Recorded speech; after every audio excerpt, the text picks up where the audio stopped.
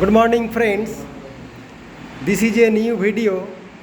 This gentleman, aged about 70 years, he has been suffering from a skin disease which is aggravate winter season. Every winter season, he has been suffering from this type of eczematous eruption on the palm of the hand, which is cracked but not oozing, কিন্তু এখান থেকে কোনো রস বেরায় না। ফেটে গেছে, হালকা রস বেরায়, হালকা একটু রস বেরায়। তো এই স্কিন ডিজিজে উনি কত বছর ধরে ভুগছেন? 8-10 বছর ধরে ভুগছেন, যেটা প্রত্যেক বছর শীতকালে বেশি হতো, কিন্তু এই বছর আপনি দেখতে পাচ্ছেন যে বর্ষাকালেও হচ্ছে। আচ্ছা, সারা সিজনে হচ্ছে। এটা হচ্ছে ওনার একটা মেন কমপ্লেন। এছাড়াও he has been suffering from coronary artery disease.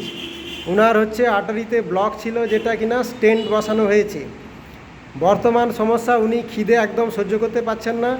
খিদে পেলেই শরীর দুর্বল লাগে, মাথা ঘোরায়, শরীর অস্বস্তি লাগে।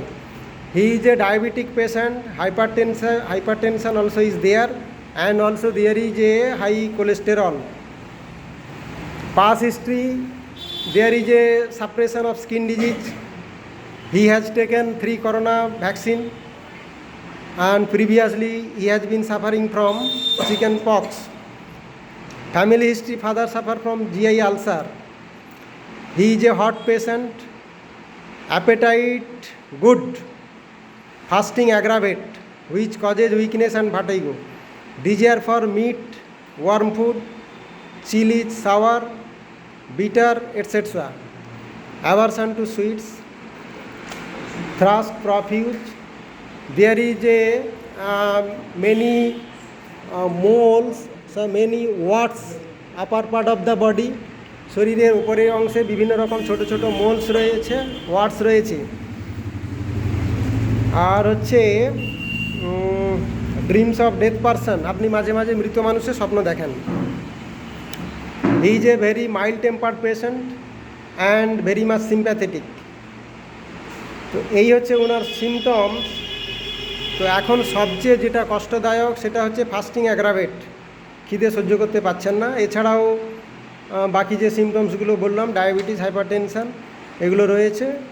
হার্টের স্টেন্ট বসানো আছে, আর এই স্কিন ডিজিজ, এই তো হচ্ছে আপনার মেন কমপ্লেন। এগুলোর জন্য আপনি আমার কাছে এসেছেন।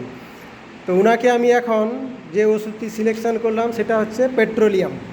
পেট্রোলিয়াম কেন না, পাম অফ দ্য হ্যান্ডের এই যে স্কিন ডিজিজ, যেটা কিনা শীতকালে অ্যাগ্রাভেশন হয়, আর হচ্ছে উনি খিদে সহ্য করতে পারছেন না।